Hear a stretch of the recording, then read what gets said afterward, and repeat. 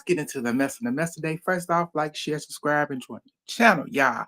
Now we are on Twitch, which is something new. And if you up on here, you checking me out, like it up, follow me. I follow hot topics. I follow a lot of different things. Hot topics, public, political stuff. I'm all over the place. But let's get into the mess of the mess up that we got for today. And first up, and that is the one man that's still on the run in New Orleans. The inmate out of the 10 inmates that's been captured. So he's still out here running, running, running. So apparently, oh God, what was it? He got caught up in something. I can't remember what it was. He got caught up in a mess where he's still on the run and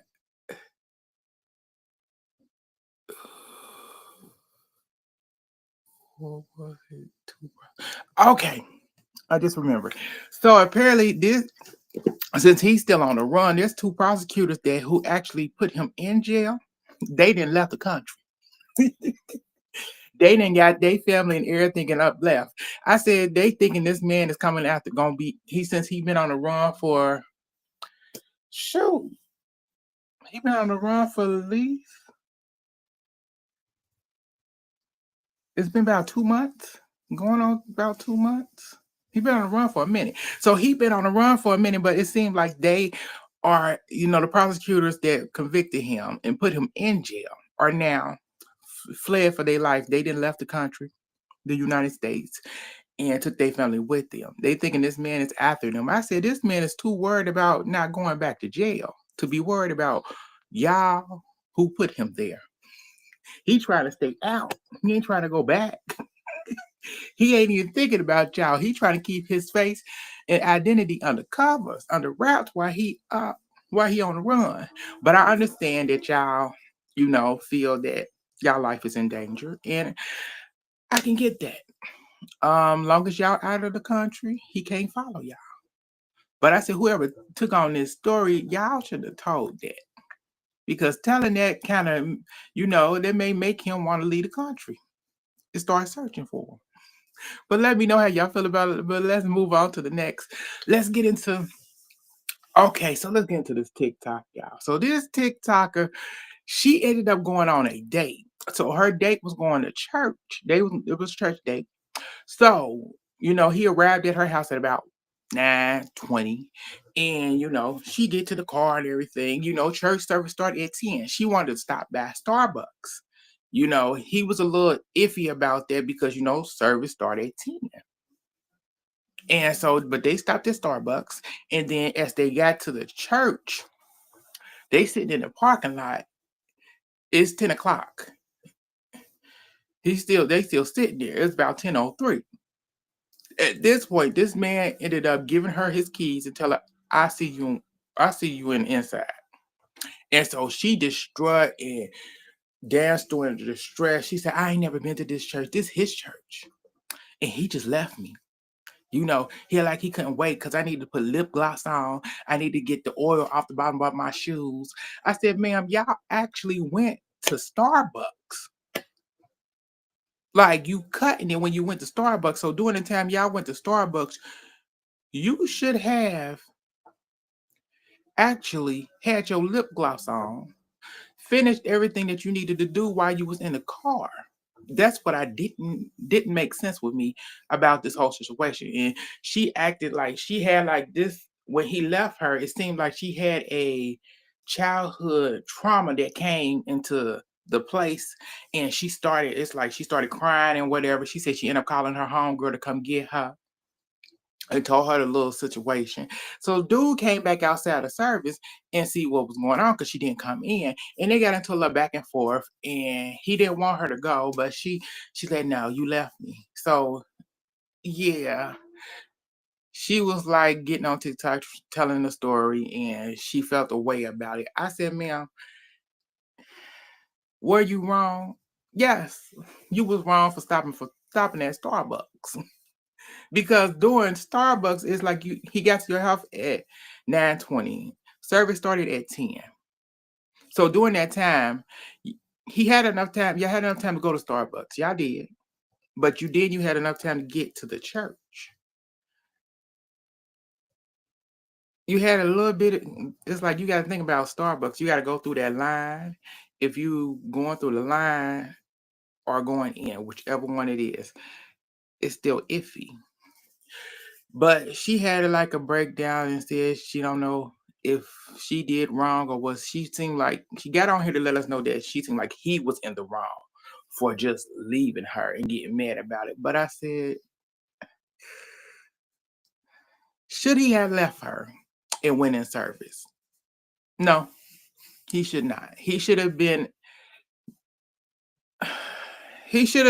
just told her exactly how he felt at that time, that he didn't want to be late for service and service has already started. He could have had explained it to her and then waited for her to get, finished and everything. But she should have already been ready by the time y'all arrived at the church. She should have had her lip gloss on, had them shoes cleaned off, shoes on her feet, and ready to get out the door and go into the building. But that's just how I feel. Let me know how y'all feel about the situation.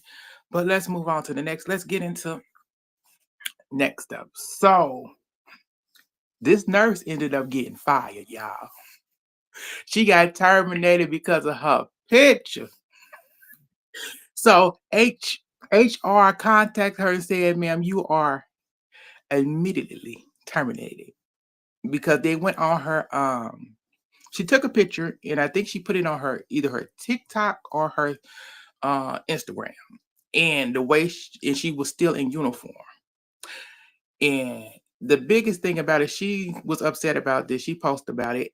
And I said, the thing is, they were was it the right call, did the job, do the right thing, ma'am. It was your pose. I said, your backside is out, all the way out. Girl, I see the crack of your right now in your picture. Yeah, that's the issue. I said, yo, you having on your uniform, it's like they're scrubs. That don't really tell me where you work at, to me, because a lot of places wear different scrubs. You can wear multiple scrubs at some hospitals or facilities. So who knows about that? But it's most likely was the crack of your backside, girl, being out. And yeah. But then you was at work, which is kind of a red flag. And they used it as consideration. And they probably been looking for something to actually get you um fired for a minute. And you gave her one. I'm sorry to say it, but that's what happened. Maybe you'll get you another job. Maybe you may need to take this picture down while you're applying for new employment. But let me know how y'all feel. But let's move on to the next. Let's get into oh yeah. So this is very disturbing and my this is a little bit sensitive and out there. So an elderly grandmother ended up getting assaulted by a young man. He looked like he was a teenager riding on he was riding on some kid's bike and he rode up to her house. She on her porch, cleaning up, and he act like he was lost. And then all of a sudden, he asked her for something. I forget what it was. He asked for something from her or asked to use something. And then he ended up assaulting this woman. And it was caught on her ring cam. And being the feisty, she was 78-year-old woman that she is, she fought back and told that child to get up out of here. Like, I ain't on that. She said she was so shocked by what happened, but she spoke up for herself, got the child away from her property, and she said this is not gonna stop her. She went, well, it's a nice day outside. I'm gonna be out on my porch doing cleaning up and doing whatever I need to do. I said I hopefully um the police actually get a hold of this person, but the police ended up doing the original statement to let us know that, elderly are the most vulnerable people to scams and stuff like this. So be aware. That was the one thing they put out. I said, like, that's all y'all gonna get. I said, this young man assaulted her, came up to her property and lived out his fantasy. Like, no. But that's all y'all gonna say. But hopefully they get this young man off the street and stuff, and that this will never happen to anybody. Because don't knowing who he done did this to, old or young. But that's what I got there. Let's move on to the next. Let's get into my girl Regina King. I love her to death. And this woman, she was on somebody's show, and she ended up telling us about that she has a new wine out that is in dedication to her son, who ended up committing, the S to itself. And this is celebration in honor of him. It's called Me and You. Uh, it's spelled Mianu. That's how it's spelled, and she called it Me and You. That's how you pronounce it.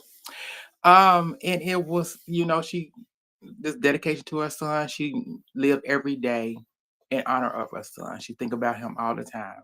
She now realized that because of you know his passing and everything, that sometimes you can be happy and sad at the same time, but you know that now you need to cherish the moments that you have, every single moment.